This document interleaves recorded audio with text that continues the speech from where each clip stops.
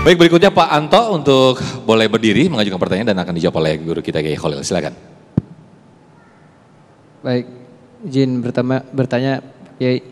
Assalamualaikum warahmatullahi wabarakatuh. Waalaikumsalam warahmatullahi wabarakatuh. Bagaimana caranya kita untuk membedakan antara kesalahan dan ketidakamanan? Terima kasih. Assalamualaikum warahmatullahi wabarakatuh. Membedakan kesalahan dan ketidakamanan begitu ya. Baik, Yai silakan Yai. Dua hal yang berbeda. Ya. Yang pertama disebut walladzina hum li amanatihim wa ahdihim ra'un. Itu ciri-ciri qad aflahal mu'minun. Ciri-ciri orang mukmin diantaranya adalah kepada amanah dan janjinya ra'un. Setiap janji itu adalah amanah, tidak setiap amanah itu adalah janji.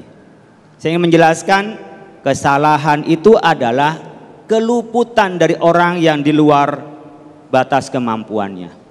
Sementara penyelewengan khianat itu adalah sengaja dia tidak melaksanakan dan sengaja dia tidak menepatkan dan sengaja tidak melakukan dengan sebaik-baiknya.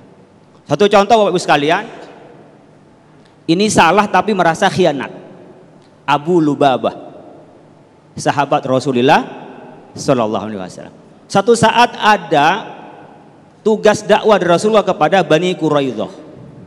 Di Bani Quraidah itu karena masih melaksanakan kitab Taurat tidak kembali kepada Al-Quran dan hadis.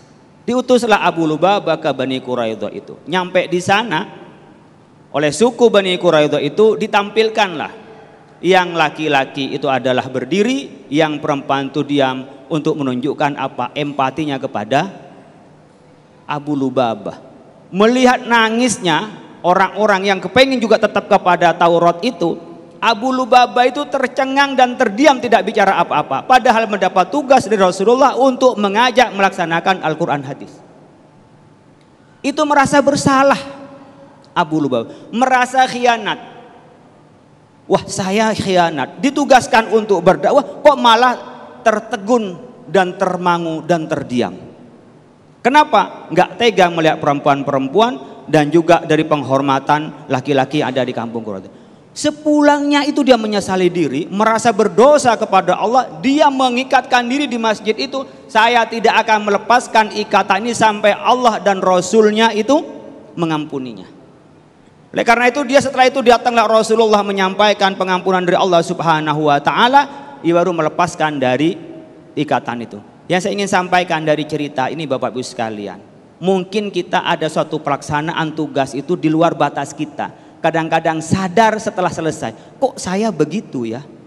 Kok saya begitu ya? Makanya momentum akhir tahun juga muhasabah. Ini dosa-dosa yang kita lakukan apa saja.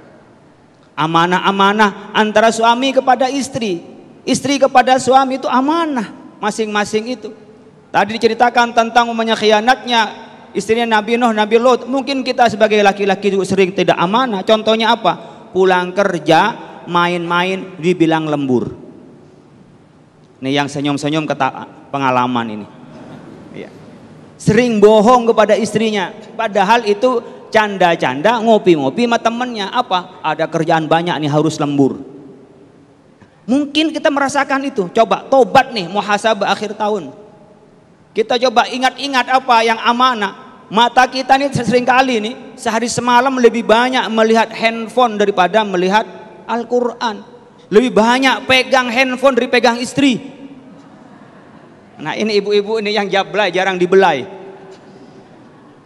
Coba ibu bapak sekalian, kalau ketinggalan handphone balik kesetiaannya pada handphone. Tapi ketinggalan istri disuruh jalan sendiri. Coba bapak sekalian, di muhasabah dalam hal yang seperti ini, kalau itu kesalahan diperbaiki. Makanya orang salah, al-insan mahalul khata' wan nisyan, bahwa kita khata'un, kita sering banyak salah, tapi yang paling baik adalah at-tawwabun, kita taubat. Inni tubtu ilaik, bertobat kepada Allah Subhanahu wa taala. Tapi kalau khianat, jadi kesengajaan menyelewengkan kepercayaan, menyelewengkan terhadap janji, tidak memenuhi janji, itu adalah pengkhianatan. Oleh karena itu pengkhianatan adalah bagian dari kemungkaran, sementara kesalahan itu adalah bagian rasa kepleset di dalam kehidupan. Baik, terima kasih. Masya Allah jawaban yang sangat luar biasa sekali Kiai Haji Khalil Nafis. Dan pemirsa, kita masih akan lanjutkan sesi tanya jawab di tema yang sangat menarik ini. Tetaplah bersama kami, usai jeda kami akan kembali di Damai Indonesiaku.